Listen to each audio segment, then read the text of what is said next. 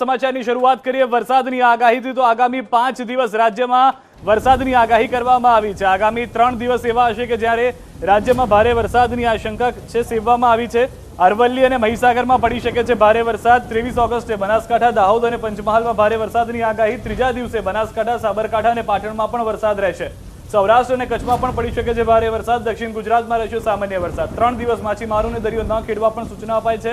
અમદાવાદ અને ગાંધીનગરમાં પણ કેટલાક વિસ્તારોમાં ભારે વરસાદ પડી શકે છે। લો પ્રેશર સિસ્ટમ બની હોવાને કારણે વરસાદના જોરમાં વધારો થાય છે। જો કે 3 દિવસ બાદ વરસાદનું જોર ઘટશે। गुजरात में अगले 5 दिन में बारिश रहेगा, लेकिन अगले 3 दिन में भारी बारिश होने का संभावना है। मोस्टली जो बारिश रहेगा गुजरात रीजन में भारी से अति भारी हो सकता है। अति भारी बारिश आज भी होने का संभावना है, जैसे अरावली, महीसागर में होने का संभावना है। और भारी बारिश रहेगा बनासकांठा, साबरकांठा, दाहोद, महीसागर, पंचमहल में भी भारी बारिश होने का संभावना है। तो जो हवामान विभाग तरफथी आगाही बताववामां आवी छे, जणाववामां आवी रही छे, तेने आपने मैजिक वॉलना समझीए कि मैजिक वॉलमां केवी रीते आ वरसादनी जे आगाही छे ते आवतीकालना दिवस माटे महत्वनी थई जाय छे। आवतीकाले मंगळवारे सवारे 7 वाग्याथी मोटाभागना विस्तारो एवा हशे के ज्यां आगळ वरसाद जोवा मळशे। बपोर सुधीमां ए विस्तारोनी अंदर वरसाद पोतानुं जोर पकड़शे અને સાંજ થતા મોટાભાગના એવા વિસ્તારો હશે કે જ્યાં તમામ જગ્યાએ વરસાદ જોવા મળશે। હાલના જે દ્રશ્યો આપ જોઈ રહ્યા છો, જૂનાગઢ, ઉપલેટા, જેતપુર, ગોંડલ, શાપર, એ તમામ જગ્યાએ ભારે વરસાદની આશંકા પણ સેવવામાં આવી રહી છે।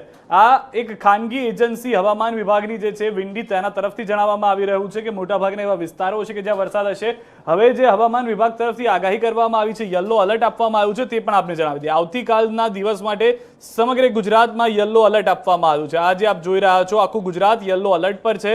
આજના દિવસમાંની જો વાત કરવામાં આવે તો આજના દિવસમાં પણ યલો સાથે ઓરેન્જ એલર્ટ જોવા મળી રહ્યું છે। અને સૌથી વધારે મહત્વની વાત જે છે કે આજે એવો વરસાદ નથી થયો જે વિસ્તારોમાં આગાહી હતી તે પ્રમાણેની, કારણ કે મોટાભાગના વિસ્તારો કોરા ધાકોર પણ રહ્યા છે।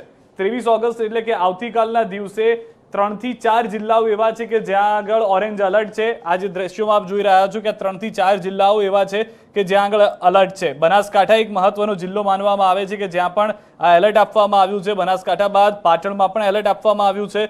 તેની સાથે સાથે સાબરકાંઠામાં પણ ઓરેન્જ એલર્ટ છે। તો આ જિલ્લાઓ છે કે જ્યાં આગળ ઓરેન્જ અને યલો એલર્ટ આપવામાં આવ્યું છે અને આ તમામ વિસ્તારોની અંદર ભારે વરસાદની પણ શક્યતા પૂરેપૂરી જોવા મળી રહી છે।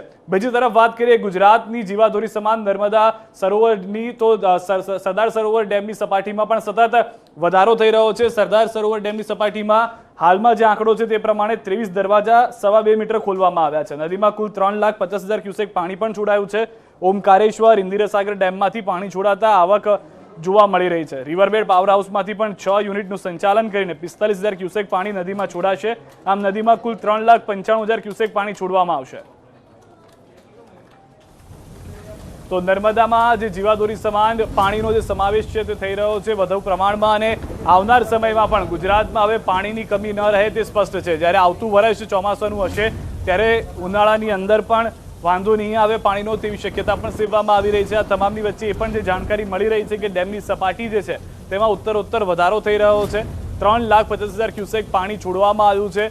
જે પ્રવાસીઓ છે તેઓ માટે પણ હાલમાં આકર્ષણનું કેન્દ્ર સરદાર સરોવર ડેમ તે માટે બની રહ્યું છે। એક તરફ મહત્તમ ઊંચાઈ પર પહોંચી ગયું છે ડેમનું પાણી, બીજી તરફ જે દરવાજાઓ ખોલવામાં આવી રહ્યા છે તો આહલાદક નજારો પણ તેની સાથે જોવા મળી રહ્યો છે। રાજ્યના 207 ડેમમાં સરેરાશ 81% જળ સંગ્રહ થઈ ચૂક્યું છે।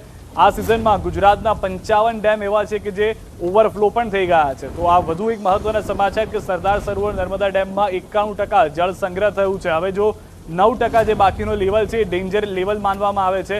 100% જો સરદાર સરોવર ડેમ ભરાઈ જાય છે તો પણ નીચેના જે વિસ્તારો છે, નીચાણવાળા વિસ્તારો છે, તેમાં અસર થઈ શકે છે। ઉત્તર ગુજરાતના 15 ડેમ 73% ભરાયા છે। મધ્ય ગુજરાતના 17 ડેમ 76% જળ સંગ્રહ સાથે ભરાયેલા જોવા મળી રહ્યા છે। દક્ષિણ ગુજરાતના 13 ડેમમાં 77% જળ સંગ્રહ થયો છે। સરદાર સરોવર ડેમની સપાટી વધતા એક મહત્વની વાત એ છે કે આવનાર સમયની અંદર ખેડૂતોને પિયત માટે અને પીવા માટે પણ પાણીની સમસ્યા અને હાલાકી ન રહે એ વાત સ્પષ્ટ છે। બીજી તરફ ગોલ્ડન બ્રિજ ભરૂચનો છે તે પણ મહત્વનું તે માટે, કારણ કે જેમ જેમ સપાટી વધતી જતી હોય છે એ શક્યતાઓ રહેતી હોય છે કે ગોલ્ડન બ્રિજ તેમાં પાણીમાં ગરકાવ ન થઈ જાય। વધુ માહિતી મેળવીશું ન્યૂઝ 18 સંવાદદાતા દીપક પટેલ અમારી સાથે જોડાઈ ગયા છે। દીપક, જે પરિસ્થિતિ હાલમાં થઈ છે, વરસાદમાં જે ઉપરવાસમાંથી પાણી આવી રહ્યા છે, શું વધુ અપડેટ છે ડેમને લઈને?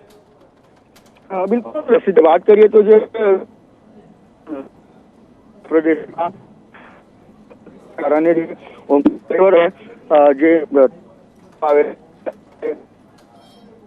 આભાર દીપક સમગ્ર માહિતી બદલ. તો જે રીતે હાલમાં જણાવવામાં આવી રહ્યું છે ડેમની જે સપાટી છે તેમાં વધારો થઈ રહ્યો છે અને તેને લઈને પણ એ જાણકારી મળી રહી છે કે ડેમની સપાટીથી વધુ જે નદીઓમાં પાણી જશે તો આવનાર સમયમાં પણ હાલાકી ન ભોગવવી પડે લોકોને, ખાસ કરીને ખેડૂતોને પિયતના પાણીને લઈને તેની પણ જાણકારી મળી રહી છે.